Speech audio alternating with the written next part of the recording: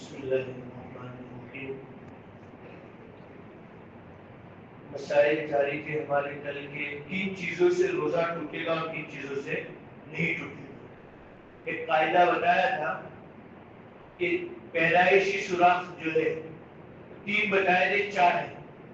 ایک تو کان ہے، ناک ہے اور منہ اور شرمگاہ۔ یہ چار سوراخوں سے اگر دوا یا غذا پیٹ تک یا دماغ تک پہنچائی جائے تو روزہ ٹوٹے گا، ورنہ نہیں ٹوٹے گا۔ اس کے علاوہ کہیں بھی جگہ سے پہنچائی جائے چار سوراخ سے تو تقریباً ہمارا منہ تک مسائل ہوئے تھے۔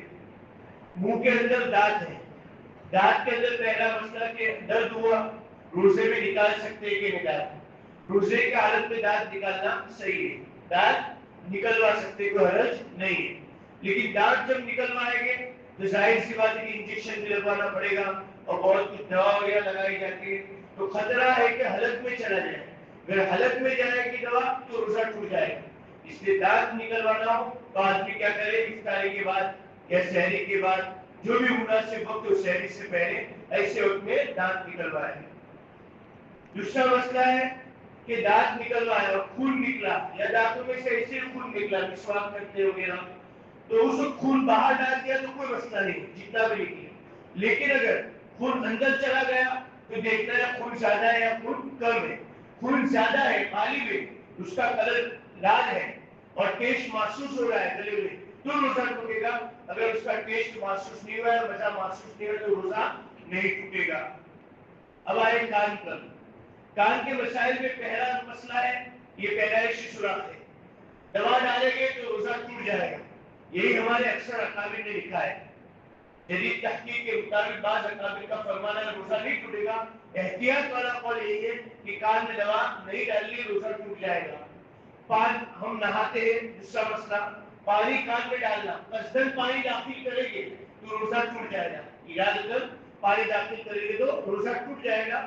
لیکن غیر اختیاری نہاتے نہاتے پانی چلا گیا تو روزہ نہیں ٹوٹے گا۔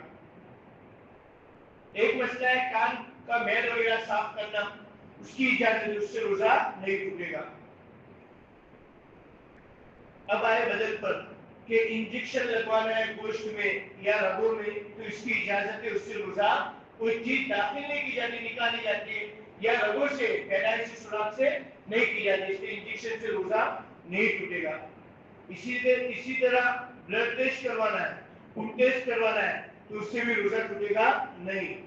اسی طریقے پر گلوکوز کا بوتل چڑھوانا ہے تو اس سے بھی روزہ ٹوٹے گا نہیں۔ ہاں ضرورت نہ ہو خام کا گلوکوز کا بوتل چڑھوانا یہ مکروہ ہے، لیکن ڈاکٹر کہنا ہے کمزوری ہے تو آدمی چڑھوا سکتا ہے، اس سے روزہ نہیں ٹوٹے گا۔ اسی طریقے پر ڈائلیسس، اللہ ہمارے اور نسلوں کی اور آپ کی حفاظت فرمائے۔ ڈائلیسس کا عمل وہ کوئی چیز اندر داخل نہیں کی جاتی، صرف خون کی صفائی ہوتی ہے۔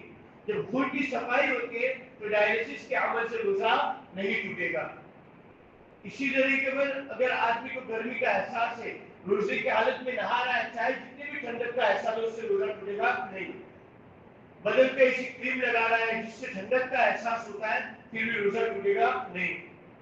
ناف کے اندر تیل ڈالنا، کچھ بھی ایسی دوا ڈالنا ناف کے اندر، اس سے بھی روزہ نہیں ٹوٹے گا۔ اللہ تعالیٰ ہمیں صحیح روزہ رکھنے کی توفیق